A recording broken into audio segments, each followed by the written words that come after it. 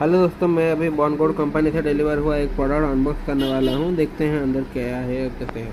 ये plant based product है जिसके वजह से ये सेफ फॉर स्किन है and kids and pet friendly है। तो अभी हम खोल के देखते हैं अंदर क्या है। ये पैकेजिंग बहुत ही अच्छा है और अंदर से ये 4 प्रोडक्ट निकला। एक है डिसइंफेक्टेंट फ्लोर क्लीनर, जैसे फिनाइल होता है, ये नेचुरल है। और एक है बॉनगोड का फैब्रिक कंडीशनर, मतलब इजी जैसा है। इजी कंपनी का एक आता है विंटर कपड़े के लिए, वो थोड़ा स्मूथ होता है। ये लॉन्ड्री डिटर्जेंट जैसे नॉर्मल सर्फ एक्सेल वगैरह वो हो गया। और ये डिश क्लीनिंग डिश वॉश। तो thank you for watching this much.